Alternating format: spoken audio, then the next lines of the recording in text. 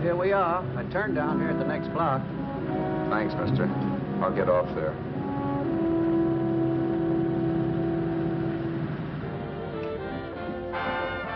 Want anything else? No. Hey, you. Me? Yeah, you. Where you heading? East. Too bad.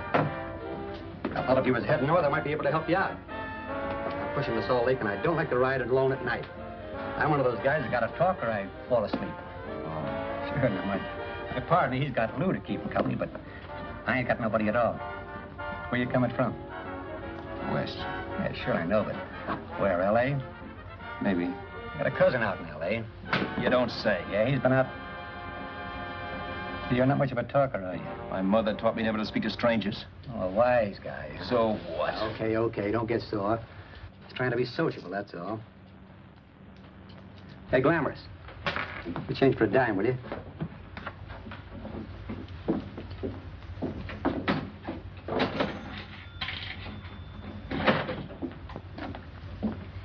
Let's have something quieter this time, Joe. My head's splitting. Is that what's wrong with it? Done with your coffee? No. And don't rush me, will you?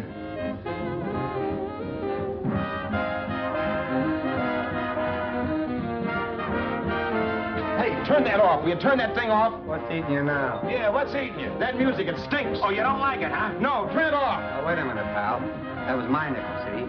This is a free country. And I play whatever I wanted. Okay. Sure, and if you don't like it, you don't have to listen to it. And you can leave here anytime you want to.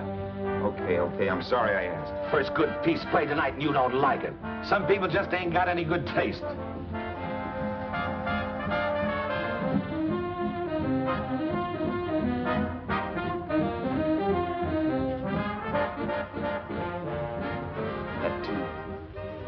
That tune.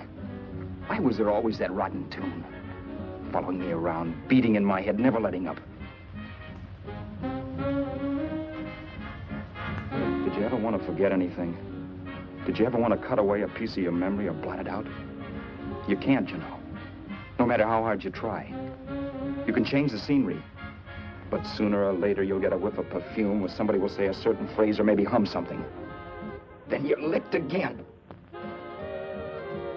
I can't believe that you're in love with me. I used to love that song once.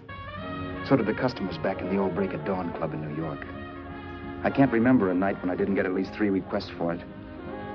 Sue, she was always selling it too. Those were the days.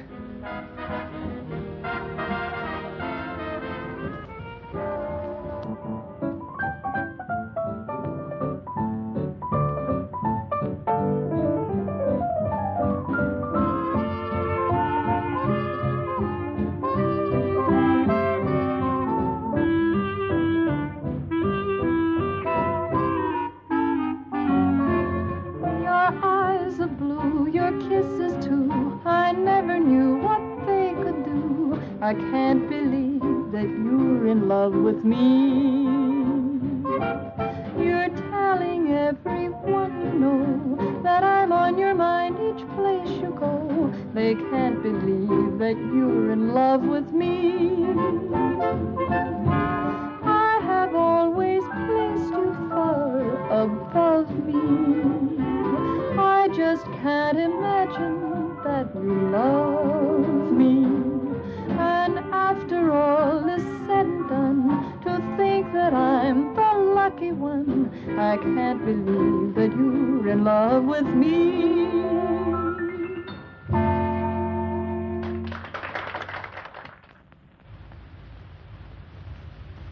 It wasn't much of a club, really. You know the kind. A joint where you could have a sandwich and a few drinks and run interference for your girl on the dance floor. I pounded the piano in there every night from 8 until the place closed up, which usually meant 4 in the morning. A good job as jobs went in those days. Then, too, there was Sue, who made working there a little like working in heaven. But how we felt about each other, well, there was nothing very unusual in that. I was an ordinary healthy guy, and she was an ordinary healthy girl, and when you add those two together, you get an ordinary healthy romance, which is the old story. Sure, but somehow, the most wonderful thing in the world.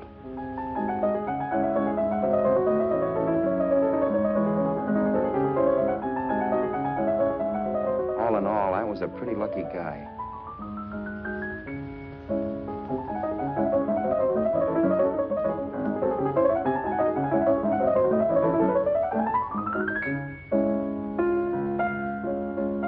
Mr. Paderewski, I presume. It's beautiful.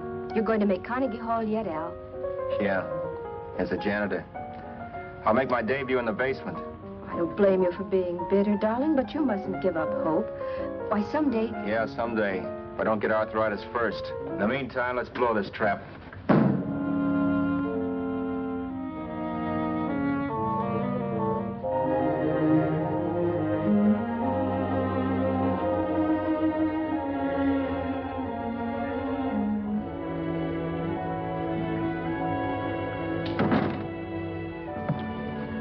Like to get something to eat, hon? Oh, I don't think so, Al. I lose my appetite working in this flea bag. Let's go home. Okay. I can't stand much more of that dump. Did you see that drunk tonight trying to paw me? No, what drunk? Does it matter what drunk? Say, what's the matter with you tonight, darling? That's the third time you started to tell me something and then stopped.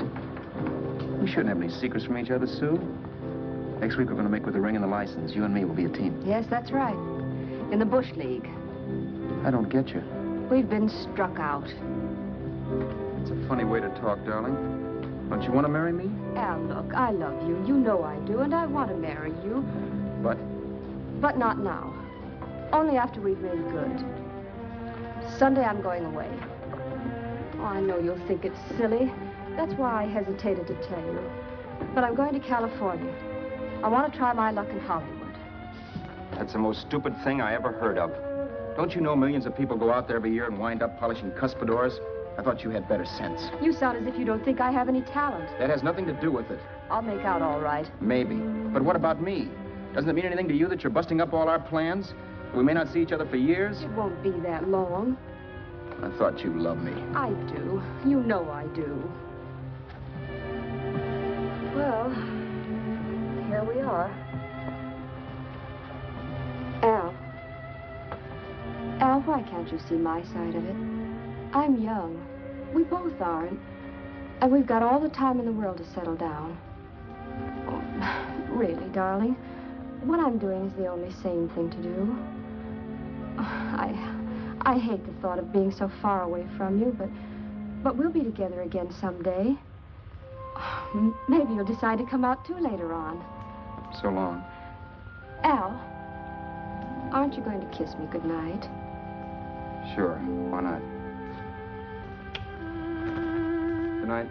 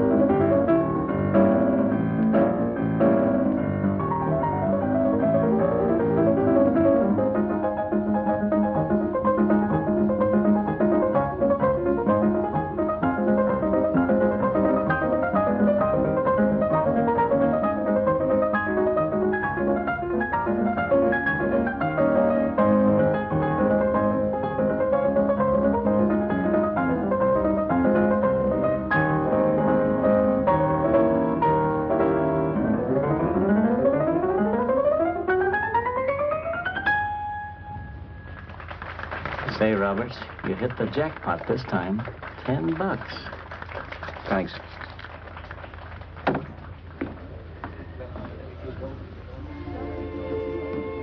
So when this drunk handed me a 10 spot after a request, I couldn't get very excited. What was it, I asked myself? A piece of paper crawling with germs. It couldn't buy anything I wanted. It couldn't... Then I thought of something.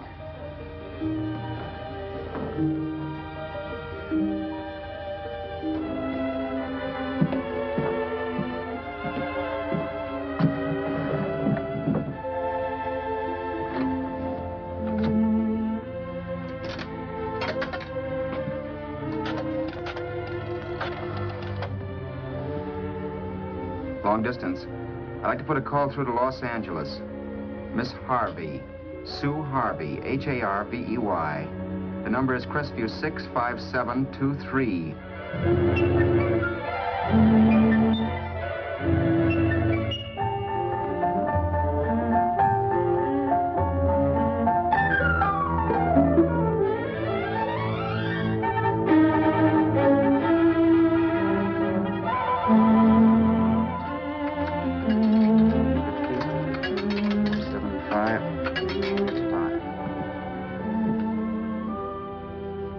Hello, Sue?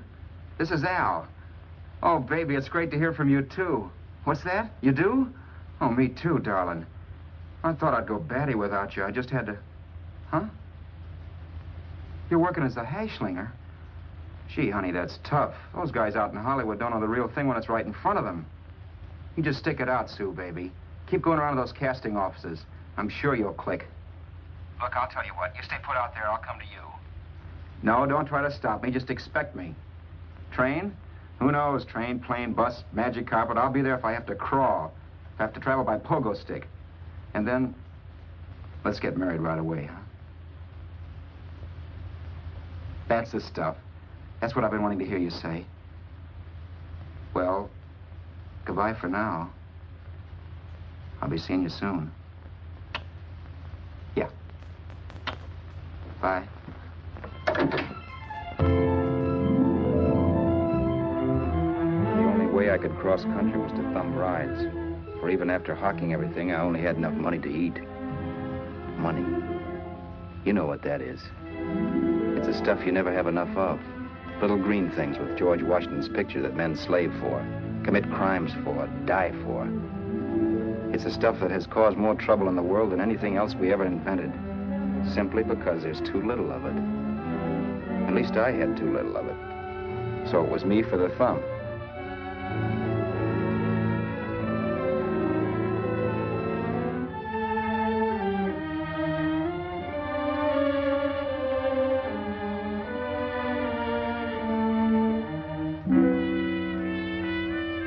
Ever done any hitchhiking?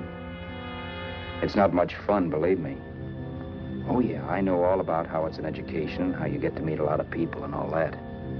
But me, from now on, I'll take my education in college, or in PS 62, or I'll send $1.98 in stamps for 10 easy lessons.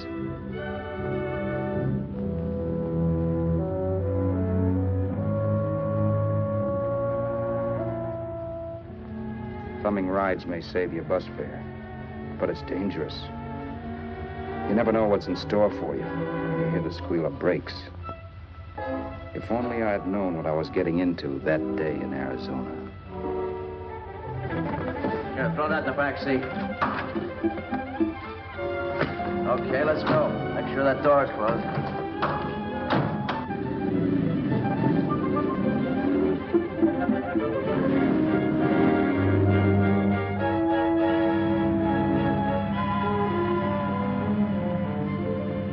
Emily Post ought to write a book of rules for guys thumbing rides. Because as it is now, you never know what's right and what's wrong. We rode along for a little while, neither one of us saying anything. I was glad of that. I never know what to say to strange people driving cars. Then, too, you can never tell if a guy wants to talk. A lot of rides have been cut short because of a big mouth. So I kept my mouth shut until he started opening up. Hand me that little box in the compartment, will you, pal? Hold the wheel, will you?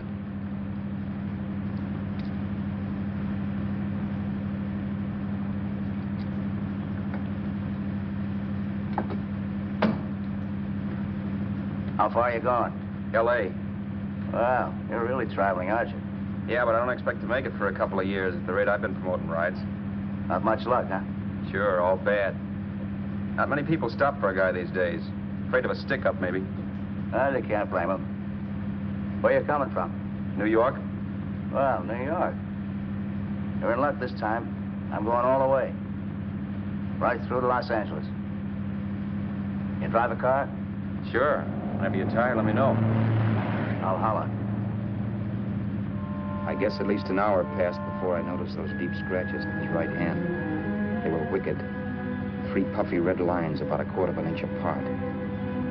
He must have seen me looking at them because he said, Beauties, aren't they? They're gonna be scars someday. What an animal. Whatever it was, it must have been pretty big and vicious to have done that. Right on both counts, New York. I was tussling with the most dangerous animal in the world. A woman. She must have been Tarzan's mate. Looks like you lost the bob. Certainly wasn't a draw. You know, there ought to be a law against dames with claws. Yeah. I tossed her out of the car in her ear. Was I wrong? Give a lift to a tomato, you expect it to be nice, don't you? Yeah. After all, what kind of a dame's son rides? Sunday school teachers? Yeah. A little witch. She must have thought she was riding with some fall guy. And me, who's been booking horses around racetracks since I was 20. I've known a million dames like her. 2 million. Yeah. Stopped the car, opened the door. Take it on the yard, the Duffy sister, I told her. That's the stuff. As that was done, huh? But if you want to see a real scar, brother, get a load of this. Wow. I got that one dueling. Dueling? Yeah, we're just kidding, of course. My dad owned a couple of Franco-Prussian sabers. Kept them on the wall for decorations. Well, one day, another kid and I took them down. When the old man wasn't around, had a duel. He got me in the arm here. Pretty mean cut. Infection set in later. Yeah, I can see that. Now, give me that box again, will you? Yeah.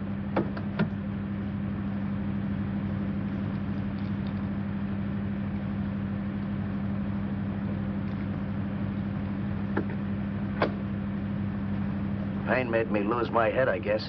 I began slashing. Before I knew it, I'd put the other kid's eye out. That was tough. Well, it was just an accident, of course. Do you know how kids are? I got scared and decided I was going to run away from home. Old man almost caught me when I was packing my duds. The bloody rag I had wrapped around my wrist hadn't caught his attention. You'd seen the bundle for sure. But I beat it when he was phoning for a doctor. That was 15, 16 years ago. I haven't been home since. Pull in there for a bite or something, huh? a bite or something. Brother, was I hungry. I hadn't had anything in my stomach for hours. Yet even with that gnawing in the pit of my belly, I didn't want to be in too big a rush to put on the feed bag. First, I had to make sure this guy knew the score. If I got him down on me, goodbye ticket to Hollywood. I'll wait out here for you, mister. Well, if it's the money, don't worry about paying for it. This time it's on me. Well, that's what... Haskell, think nothing of it. You make your first million, maybe you can do the same for me. Come on, New York. I gotta make the West Coast by Wednesday. There's a horse running at Santa Anita named Pirate Bicycle. Means dough to me if I'm on him. We'll make it all right. He did most of the talking during the half hour we were in the place. I ate. He rambled on about his old man, whom he hadn't heard from since he ran away as a kid. Now he happened to become a bookie. And then all about how he got rooked in Miami. One race, 38 grand. They cleaned out my book. How do you like that?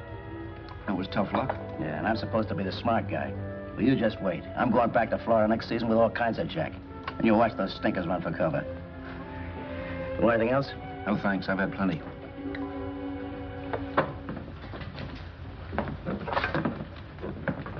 That check there, sister? Oh, just a minute. Your change, sir. Keep it, sister. Oh, thank you, sir. Call again. I'll be waiting outside for you when you finish work. Sharp check, huh?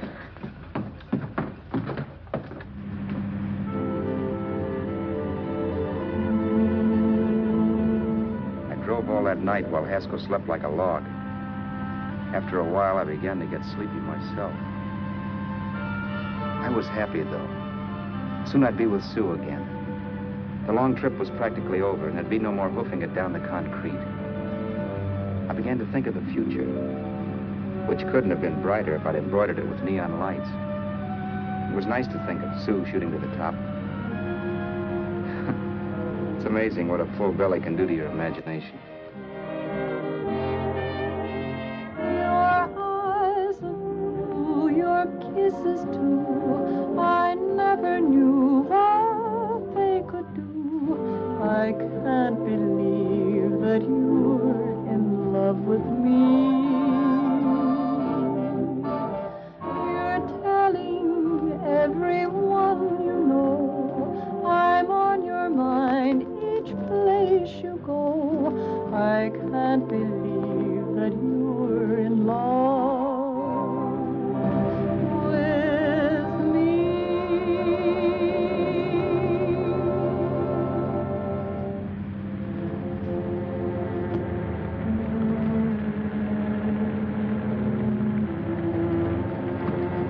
Mr. Haskell? Mr. Haskell? Mr. Haskell, wake up. It's raining. Don't you think we ought to stop and put up the top?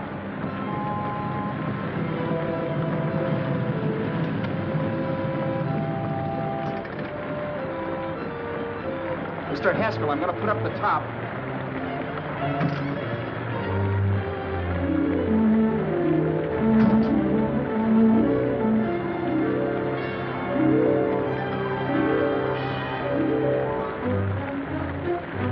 Until then, I'd done things my way. But from then on, something else stepped in and shunted me off to a different destination than the one I had picked for myself.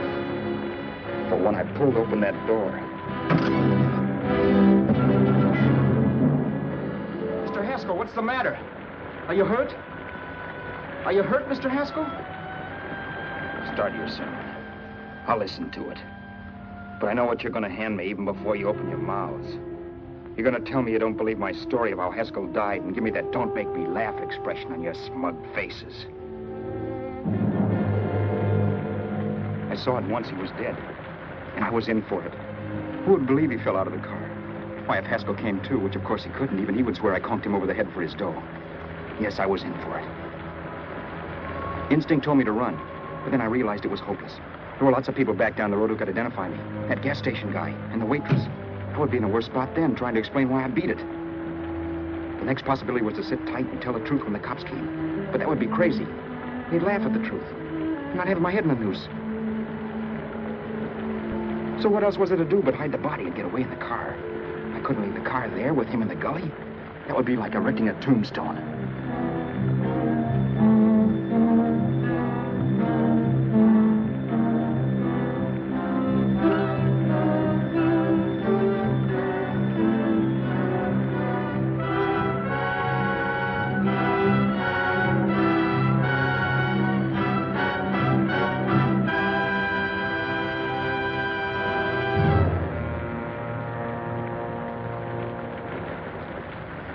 My idea was to cover him with brush, not to rob him. But then I remembered that even if I only drove the car for 100 miles or so, I would need money for gas.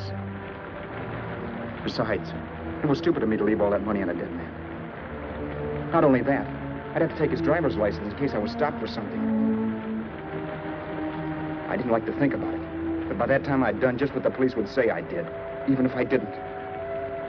My clothes. The owner of such an expensive car would never be wearing them. Some cop might pull me in on suspicion.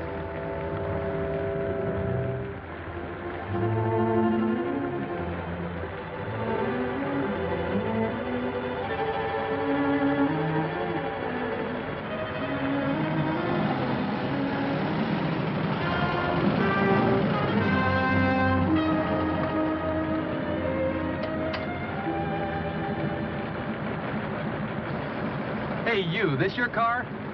Don't you know better than to leave a car with the wheels halfway in the middle of the road? That's the way accidents happen. I'm sorry, officer. I was just putting up my top. I didn't think. Well, the next time, think. I'll let you go now, but watch your step in the future. I know that's a lonely stretch, but cars come by here once in a while, and we have plenty of crack-ups.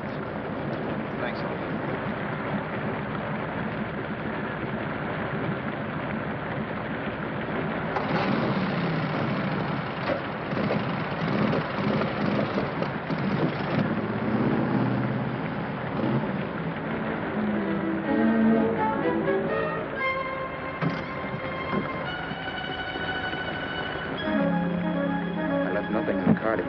Roberts.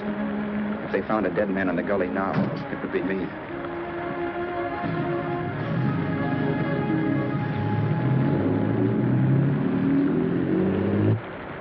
As I drove off, it was still raining, and the drops streaked down the windshield like tears. I kept imagining I was being followed and that I could hear sirens back in the distance. Just how long it took me to cover the 60-odd miles to the California state line, I don't know. I lost all track of time. But the rain had stopped and the sun was up when I pulled up to the inspection station.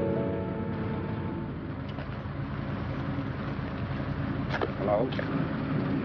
Carrying any fruits or vegetables? No. Any livestock or poultry? No.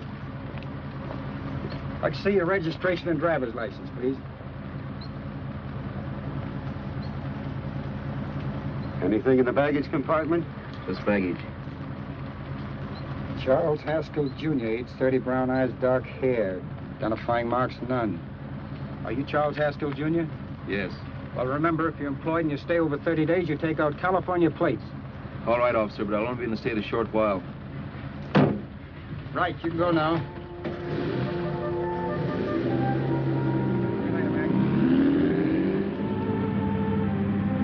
I couldn't drive any farther without some sleep. Cops or no cops, I knew I had to hit the hay and hit it hard. I was dead tired.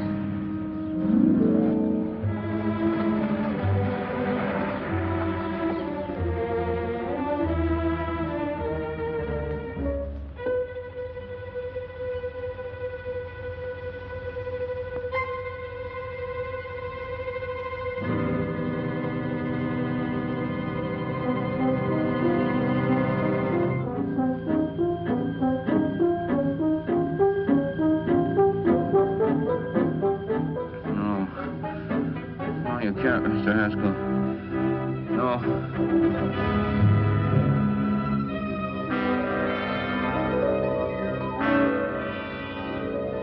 Mr. Haskell, you can't die. I think I did it. No, Mr. Haskell. No.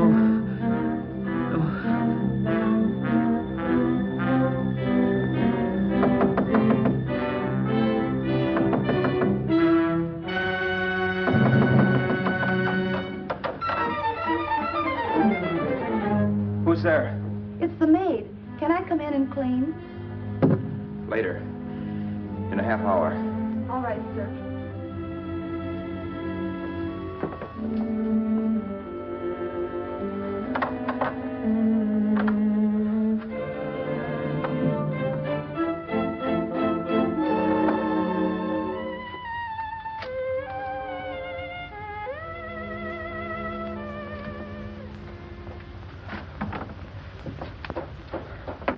There was no time to lose. Every minute I had to be Charles Haskell was dangerous. And I'd have to be Charles Haskell until I got to some city where I could leave the car and be swallowed up.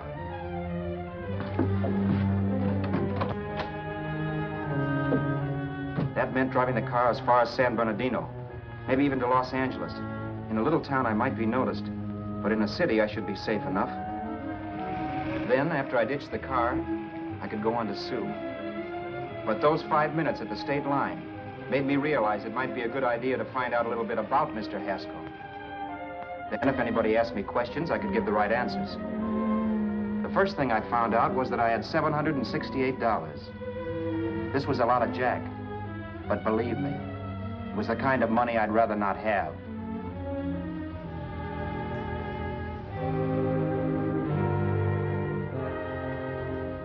And then I found out from a letter Haskell was carting around in his bag that he wasn't the open-handed, easygoing big shot who went around buying dinners for strange hitchhikers. Before I got done reading it, I saw him more as a chiseler. It was written to his old man in California, the one he hadn't seen in so many years. In it, Haskell posed as a salesman of hymnals, of all things. It was easy to see where Haskell expected to raise a new stake for his book in Miami by rooking his old man. That was about all I found out from his effects, and it was enough. I told myself, maybe old man Haskell was lucky his son kicked off. He would never know it, but it saved him from taking a flyer in sacred literature preferred.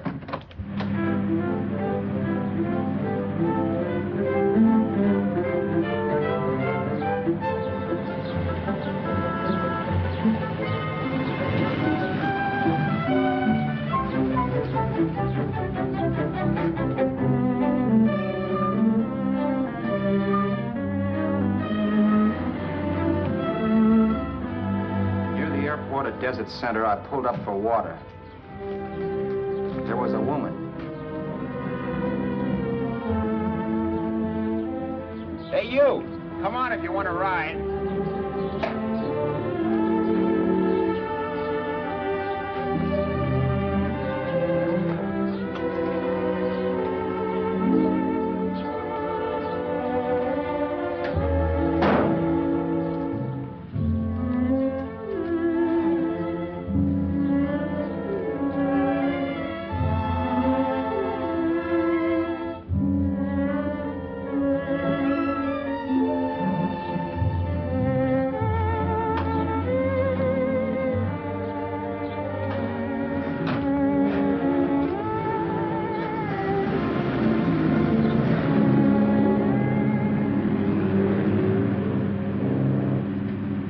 How far are you going? How far are you going?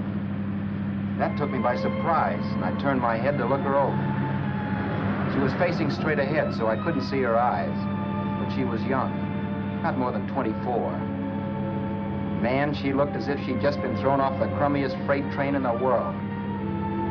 Yet, in spite of this, I got the impression of beauty.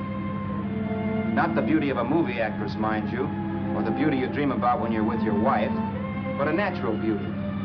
A beauty that's almost homely because it's so real. Then suddenly she turned to face me. How far did you say you were going? Los Angeles? L.A.? L.A.'s good enough for me, mister. That's what I was afraid of. What'd you say? Oh, nothing, just thinking out loud. People get in trouble for doing that. What's your name? You can call me Vera if you like. You live in Los Angeles? No. Where are you coming from? Oh, back there. Needles? No. Oh, sure, Phoenix. You look just like a Phoenix girl. Are the girls in Phoenix that bad? The girl must have been pretty tired, because she fell asleep not 20 minutes after she stepped into the car. She lay sprawled out with her head resting against the far door, like Haskell. I didn't like that part of it much, but I didn't wake her up. It wasn't that this girl still worried me. I'd gotten over that funny feeling I had when she looked at me, which I put down as just my jangled nerves. With her eyes closed and the tenseness gone out of her, she seemed harmless enough. And instead of disliking her, I began to feel sorry for her. The poor kid probably had had a rough time of it. Who was she anyway? And why was she going to Los Angeles? And where'd she come from in the first place? The only thing I knew about her was her name. Not that it made any difference. A few hours more and we'd be in Hollywood. I'd forget where I parked the car and look up Sue. This nightmare of being a dead man would be over. Who this dame was, well, it was no business of mine. Where did you leave his body? Where did you leave the owner of this car? You're not fooling anyone. This buggy belongs to a guy named Haskell. That's not you, mister. You're out of your mind. That's my name, Charles Haskell. I can prove it. It's my driver's Save license. yourself the trouble, mister. Having Haskell's wallet only makes it worse. It just so happens I rode with Charlie Haskell all the way from Louisiana. He picked me up outside of Shreveport. You rode? You heard me. Then it all came back to me. All the talk about dueling and scars and scratches. There was no doubt about it. Vera must be the woman Haskell had mentioned. She must have passed me while I slept. Well, I'm waiting. My goose was cooked. She had me. That Haskell guy wasn't dead yet. He wasn't stretched out stiff and cold in any Arizona gully. He was sitting right there in the car, laughing like mad while he haunted me. Well? There was nothing I could say. It was her move. Vera, whatever her name was just my luck picking her up on the road. It couldn't have been Helen, or Mary, or Evelyn, or Ruth. It had to be the very last person I should ever have met. That's life. Whichever way you turn, fate sticks out a foot to trip you.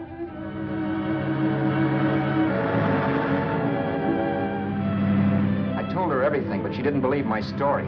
I should have saved my breath. That's the greatest cock and bull story I ever heard. So he fell out of his car. Say, who do you think you're talking to, a hick? Listen, mister, I've been around, and I know a wrong guy when I see one. What'd you do, kiss him with a wrench? Now, wait a minute. What I told you was true. You see, that's why I had to do it. You think I killed him. Well, the cops would have thought so, too. Yeah, well, maybe they still think so. What makes you so sure I'll shut up about this? Girl, I'm innocent. Give me a break, will you? It won't do me any good having you pinched. The cops are no friends of mine. Now, if there was a reward, but there isn't. Thanks. Don't thank me yet. I'm not through with you by a long shot. Let's see that roll.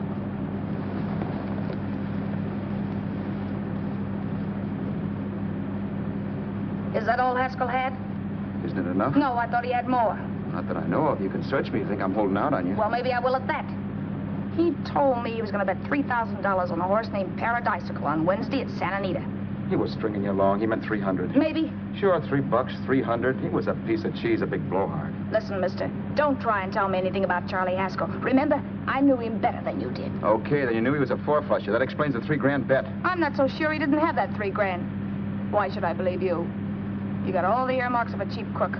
Now, wait a minute. Shut up. You're a cheap crook and you killed him. For 2 cents, I'd change my mind and turn you in. I don't like you. All right. Don't get sore. I'm not getting sore. But just remember who's boss around here. If you shut up and don't give me any arguments, you'll have nothing to worry about. But if you act wise, well, mister, you'll pop into jail so fast it'll give you the bends. I'm not arguing. Well, see that you don't. You know, as crooked as you look, I'd hate to see a fella as young as you wind up sniffing that perfume that Arizona hands out free to murderers. I'm not a murderer. Of course you're not. Haskell knocked his own head off. He fell, that's how it happened, just like I told you. Sure, and then he made you a present of his belongings. I explained why I had to do that. Doesn't make a difference one way or another. I'm not a mourner. I liked Haskell even less than I like you. Yeah, I saw what you did to him. What do you mean? Well, scratches on his wrist. Sure, I scratched him. I'll say you did. So your idea was to drive the car a little way, maybe into San Bernardino, and then leave it. You weren't going to sell it? Sell it? You think I'm crazy? Somebody else's car? See, all I want to do is leave it somewhere and forget I ever saw it. Not only don't you have any scruples, you don't have any brains. I don't get you. Maybe it's a good thing you met me. You'd have got yourself caught, sure. Why, you dope. Don't you know a deserted automobile always rates an investigation? Huh? Look, the cops find a car. Then they get curious. They wonder where the owner is. So, all right, they don't trace Haskell. They trace you. I never thought of that. The only safe way to get rid of the car is to sell it to a dealer. Get it registered under a new name. Say, stop at the next store. I want to get a bottle and do some shopping before we hit L.A. Okay. As soon as we find a place, I'll drop you off and pick you up later. Nothing doing. You're coming in, too. From now on, you and I are like the Siamese twins. Have it your way, but I don't get the point. The point is, I don't want you to get lost. I'm not going to beat it if that's what you're afraid of. I'll say you're not. Well, I'm going to see that you sell this car so you don't get caught. Thanks. Of course, your interest wouldn't be financial, would it? You would want a small percentage of the profits. Well, now that you insist, how can I refuse? 100% will do. Fine. I'm relieved. I thought for a moment you were going to take it all. I don't want to be a hog. A few hours later, we were in Hollywood. I was recognizing places Sue had written about. It struck me that far from being at the end of the trip, there was a greater distance between Sue and me than when I started out. Vera wasn't kidding with that Siamese twins crack. She rented a little apartment as Mrs. Charles Haskell. When I objected to this, she explained that it was on account of the car. A dealer might think something was funny if he called and found we were using different names.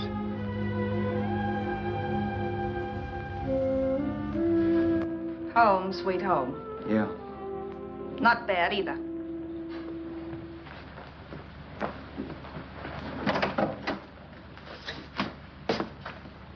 In case there's any doubt in your mind, I'll take the bedroom. Yeah. Sure is stuffy in here.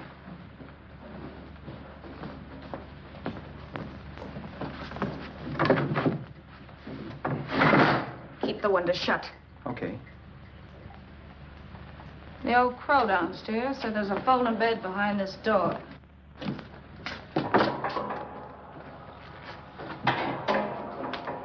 You know how to work it? I invented it. Some joint. One can't have everything.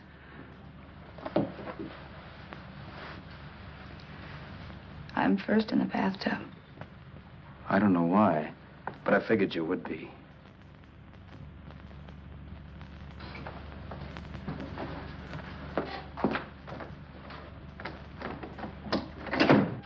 Boy, oh boy. It sure feels good to be clean again. I must be 10 pounds lighter.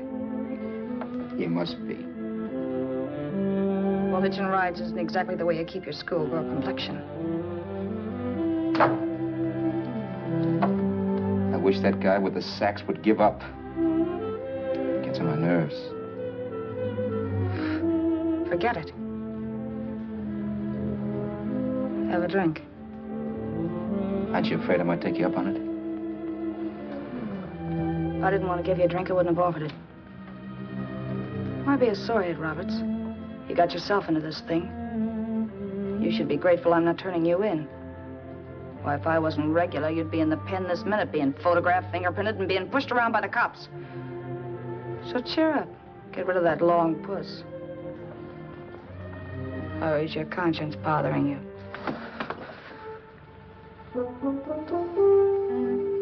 No. It isn't. Swell. That's the spirit. He's dead and no moaning around will bring him back.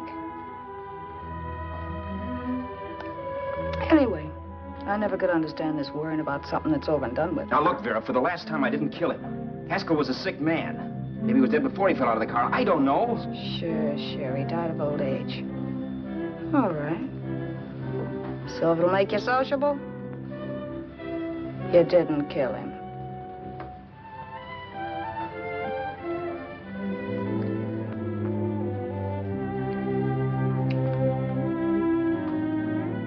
Thanks.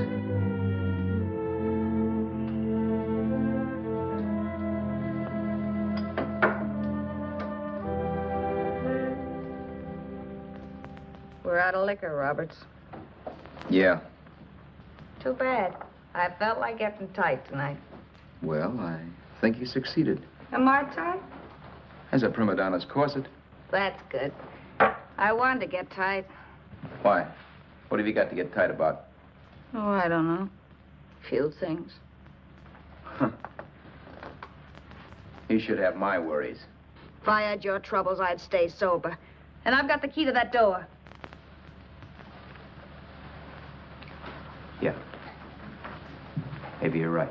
I'm always right. You know, I don't like your attitude, Roberts. Well, there's a lot of things I don't like. Sure. But life's like a ball game. You gotta take a swing at whatever comes along before you wake up and find it's a ninth inning. You read that somewhere. That's the truth, Roberts. All you do is bellyache. Taking it easy and, well, trying to make the best of things. But maybe that's what's wrong with the whole world. Get the professor. People knock themselves out trying to buck fate. Now, take you, for instance. You're lucky to be alive. Why, suppose Haskell had opened your door. You'd be playing a harp now. Think of that. You think of it. I'm tired of thinking. There's plenty of people dying this minute. I would give anything to trade places with you.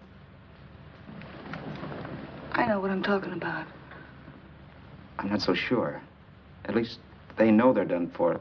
They don't have to sweat blood wondering if they are. Your philosophy stinks, pal. We all know we're going to kick off someday. It's only a question of when. But what got us on this subject anyway? We'll be discussing politics next. Yeah. Where'd you hide the butts? On the table, sucker.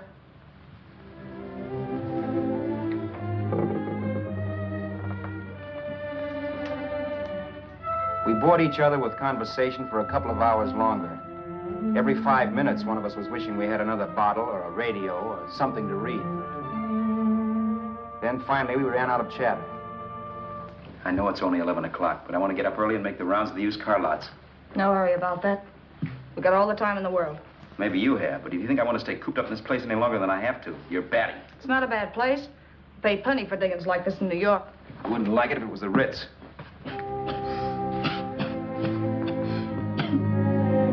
brought me liquor. You got a mean cough. Ought to do something about it. I'll be all right. That's what Camille said. Who? Nobody you know. Wasn't that the dame that died of consumption? Yeah. Wouldn't it be a break for you if I did kick off? You'd be free with all Haskell's dough and car. I don't want to see anybody die. Not even me. Especially not you. One person died of me. If you did, well, that's all I need. You don't like me, do you, Roberts? Like you. I love you. My favorite sport is being kept prisoner. After we sell the car, you can go to blazes for all I care. But not until then.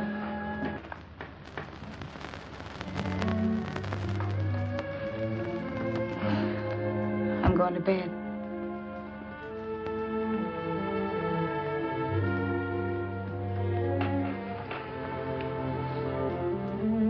Good night, Roberts. Don't try and sneak away during the night. All the doors are locked.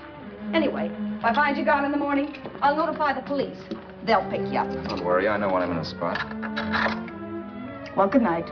I hope that portable rack isn't too uncomfortable for you. Don't lose any sleep over it, will you, Vera?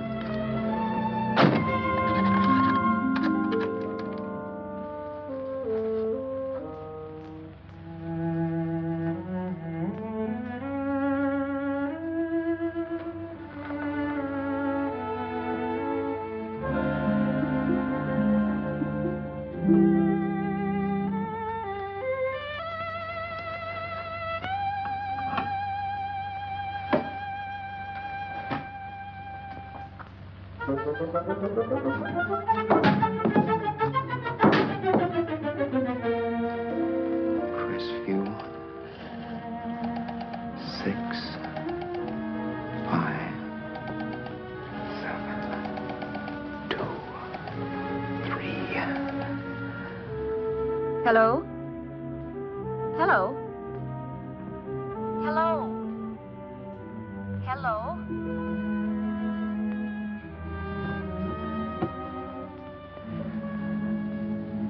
No. Not yet, darling. Tomorrow. Maybe. If this were fiction, I would fall in love with Vera, marry her, and make a respectable woman of her. Or else she'd make some supreme Class A sacrifice for me and die. Sue and I would bawl a little over her grave and make some crack about there's good in all of us. But Vera, unfortunately, was just as rotten in the morning as she'd been the night before. All right, I'm coming. Look, Vera, it's almost noon. So what? The dealers will be there all day? They'll be there all year, too, but it doesn't wait that long. Shut up. You make it like a husband. Well, do I rate a whistle? You sure do, but let's go. Let's go, let's go. I spent $85 in 2 hours preparing bait, and all you can say is let's go. Come on.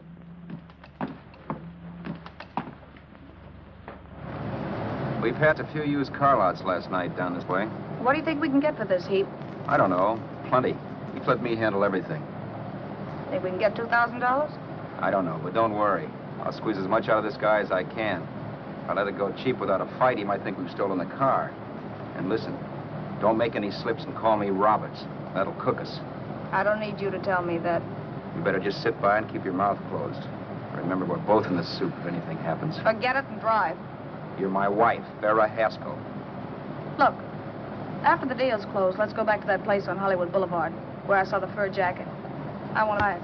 After the deal's closed, I'm saying goodbye to you. That's right, I forgot. I guess I'm getting kind of used to you. Well, that's a habit you could start breaking. Let's try this place in the middle of block.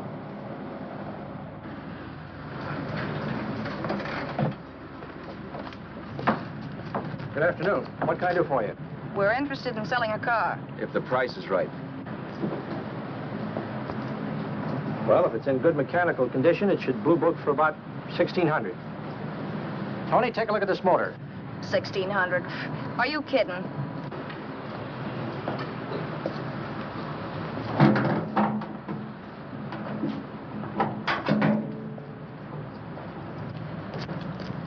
Well, maybe $18.50. Before I let it go for $18.50, I'll wreck it and collect the insurance first.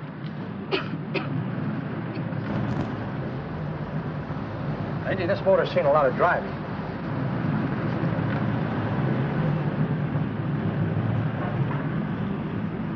Well, the mechanic inspected the car. We haggled.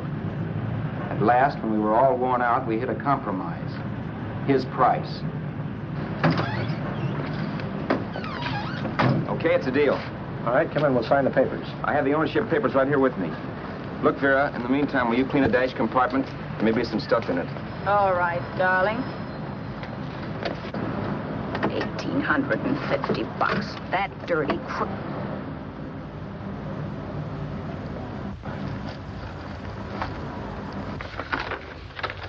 In New York, huh? Yeah. But you bought the car in Miami. Yeah.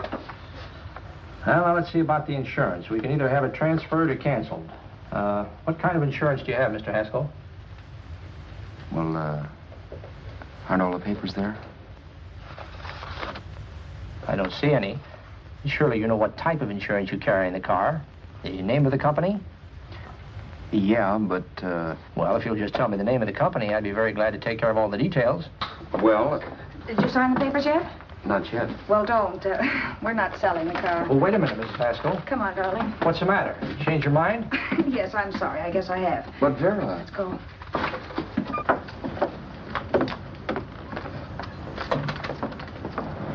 You got me out of a tight spot, Vera. But I still don't understand all this. You will in a minute. I almost threw away a gold mine. $18.50 isn't to be sneezed at. The car doesn't book for as much as I thought. We're not selling the car.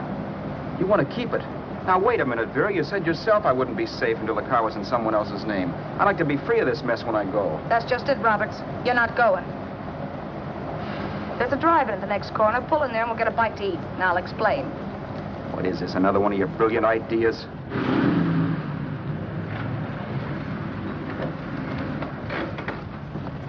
Oh, I take your order? Make mine a ham sandwich and coffee. And for you, sir? Oh, I don't care. The same. Thank you.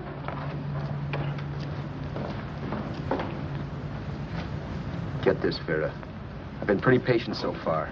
I've done everything you asked me to do, but no more. Shut up. You've taken Haskell's money. And you can have the dough we get from selling the car. But you're not going to keep me a prisoner. It's a good thing I bought the paper. Take a look at that. Vera, I'm in no mood. Read that.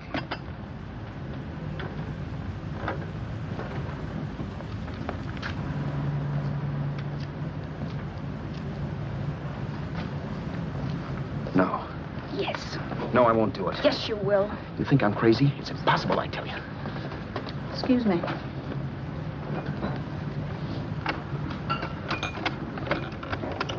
Blow the horn when you're through. No one could possibly get away with an act like that. It'd be wise to me in a minute. Don't be yellow. You look enough like him. The same coloring and the same build. See how his clothes fit you? No kidding, you almost had me fooled for a while. Oh, grow up, Vera. Don't you think a father knows his own son? And there must be other relatives. The father won't have to know you. We'll wait till he gives up the ghost. He's an old geezer and he won't pull through. And as far as other relatives are concerned, they haven't seen you in 15 or 20 years. Eat. I'm not hungry. And I won't do it. It's not as tough as it sounds. Remember, you've got all kinds of identification. His car, letters, license. I could never get away with it. It's the stupidest thing I've ever heard. The old boy has scads of dough. Look in the paper there. Personal fortune assessed at over $15 million. He'll leave plenty, I tell you. Maybe he cut off his son. How do we know? It's out, Vera. I won't have anything to do with it. I think you will. Look, Vera, I'll do anything within reason. But not that. So forget it. Find yourself another stooge. You sap. You'll be fixed for the rest of your life as Charlie Haskell. You can take your inheritance and go away. No more worrying about the rent, no sweating, scheming, wondering where your next meal's coming from. Think about that, Roberts. Vera, please, you're talking too loud. On this, I'm splitting 50-50 with you. Sure, why not? We're both alike, both born in the same gutter. Now, take it easy, Vera. There's people around here. You don't know what you're talking about. We'll wait till we read that old man Haskell's dead. Then you show up. Like you read in New York that he was sick. No. Suppose he doesn't die. He will. I know he will. Something tells me. But as much as I insisted I would have no part of her scheme, Vera was taking it for granted I would. Neither of us had our mind on the cards as we played that night. I knew we were just trying to kill time between newspaper editions. This was a death watch for Vera. Maybe it was for me, too. Don't you realize if I'm caught, they'll want to know where I got the car and stuff, and they'll have me on a murder charge. If you're smart, you won't get caught. I knock for 7. And if I'm caught, don't you realize you'll be out, too? 18 points, that gives me 30. How will I be out? You'll be out $1,850 we would have gotten on the car. Really, Vera, you'd be an awful chump if you threw away all that dough on a dizzy long shot. Let me sell the bus tomorrow. With the money it'll bring and what you've already got, a clever kid like you can run it up in no time. Then we'd both be in the clear. I'll be in the clear anyway. Maybe. Maybe. But if I got caught, I'd get good and sore at you, you know. You mean you'd squeal? Well, no, not squeal exactly. Never mind what you meant. Even if you did tell the cops I was in on it with you, what could they do to me? They might give me the same medicine they gave you. Yeah. A rope. But I'm on my way now. All they'll be doing will be rushing it. All right. But think of the $1,850 you'd lose. You'd kick yourself along the block and let it get away from you. I'll take the chance. Want another drink? You're being a goon. That's the way people wind up behind the 8 ball. Once they get a few dollars, they become greedy and want more. My. Caesar. Who? You know that Roman general? He got his for being greedy.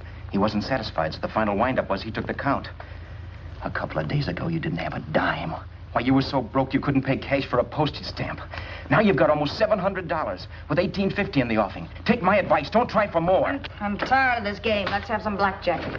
Play solitaire. Okay, I will if that's the way you feel about it. That's the way I feel about it. Getting sore and throwing things won't help much, Roberts. I'm really doing you a favor.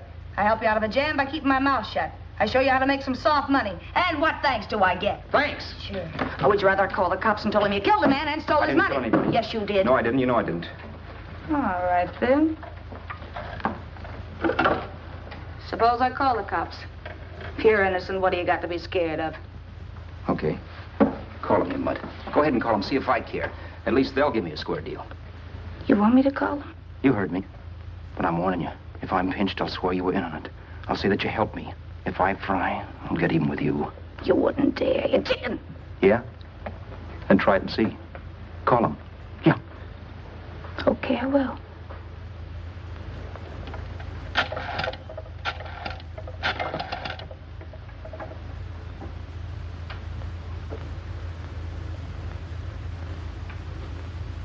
Information? I want the number of the Hollywood police station. Okay, I got it. Thanks. Wait a minute, Vera. You wouldn't do that. Well, wouldn't that? And I'll show you if I would. Take it easy now. Let's talk this over. This was early in the evening, and the conversation, while hectic, was at least pitched low. But as the minutes passed, and more obstacles to her plan popped into my head, the air got blue. Each word coming from our lips cracked like a whip. I reminded her that as Charles Haskell, I didn't even know my mother's name, where I'd gone to school, the name of my best friend, whether I had an Aunt Emma or not, my religion, and if I'd ever owned a dog. I didn't even know what my middle initial stood for. I also pointed out that the real Haskell had a scar on his forearm. His people never saw that scar. He told me he ran away right after putting out the kid's eye. Yeah, but his father knew he was cut. It'd have to be some kind of a mark. So what? The old man's dead, or will be. I hope by tomorrow morning's papers.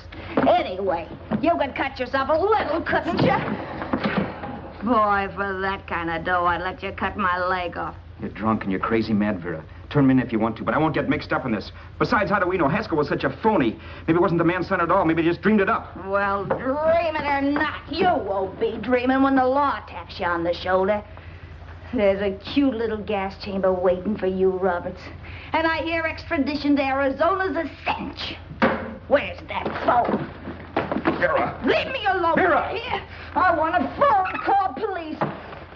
I hate you, yellow stinker. You leave me alone. I'll let you alone when you promise to leave the phone where it is. You're drunk. You don't know what you're doing. You're hurting me. Will you promise? All right.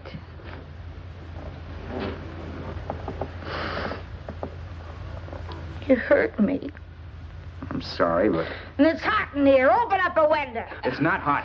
Don't tell me. Now, do you do it or do I do it? You're no gentleman, see? Yeah. All right. I'll open up the window.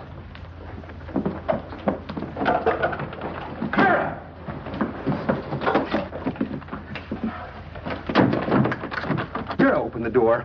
Please open the door. Vera, open the door. Don't use the phone. Listen to me. I don't like you, Roberts. You're no gentleman, see? You hurt my hand, and I'm going to get even with you. If you don't open the door, I'm going to kick it down, Vera. Vera, don't call the cops. Listen to me. I'll do anything you say. Vera, let me in.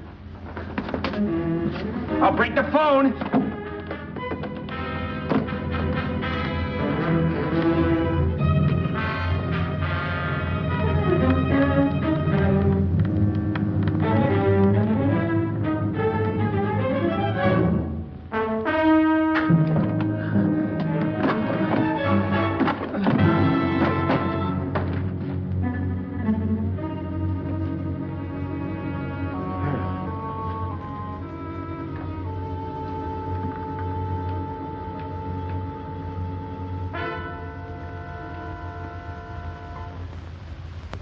The world is full of skeptics.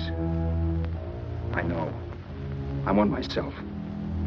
In the Haskell business, how many of you would believe he fell out of the car? And now, after killing Vera without really meaning to do it, how many of you would believe it wasn't premeditated? In a jury room, every last man of you would go down shouting that she had me over a barrel and my only out was force. The room was still. So quiet that for a while I wondered if I had suddenly gone deaf. It was pure fear, of course. And I was hysterical, but without making a sound. Vera was dead, and I was her murderer. Murderer. What an awful word that is. But I'd become one. I'd better not get caught. What evidence there was around the place had to be destroyed. And from the looks of things, there was plenty. Looking around the room at things we'd bought was like looking into the faces of 100 people who had seen us together and who remembered me. This was the kind of testimony I couldn't rub out. No. I could burn clothes and hide bottles for the next 5 years. There'd always be witnesses. The landlady, for one. She could identify me. The car dealer, the waitress in the drive-in, the girl in the dress shop, and that guy in the liquor store. They could all identify me.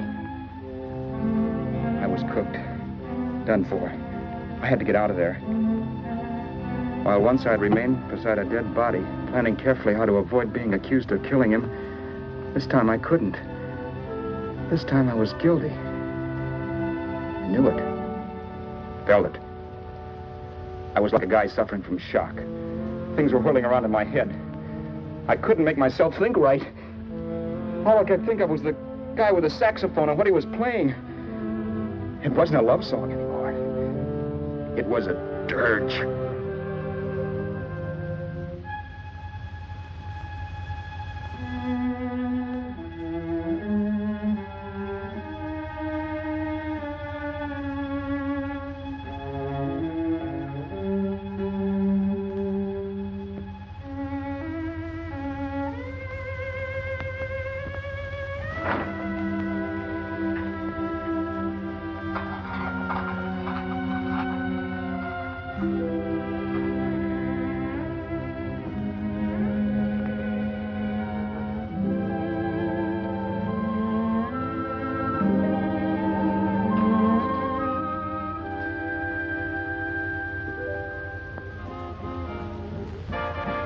My problems weren't solved. I had to stay away from New York for all time because Al Roberts was listed as dead and had to stay dead. And I could never go back to Hollywood. Someone might recognize me as Haskell. Then, too, there was Sue. I could never go to her with a thing like this hanging over my head. All I could do was pray she'd be happy.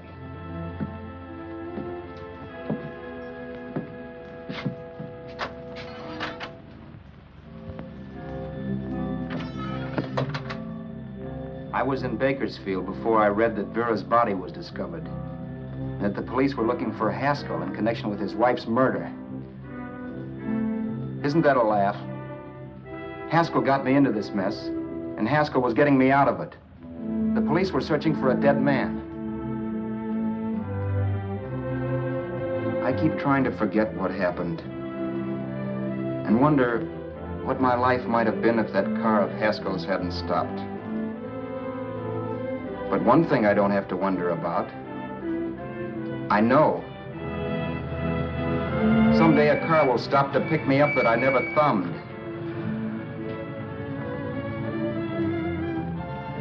Yes. Fate, or some mysterious force, can put the finger on you or me for no good reason at all.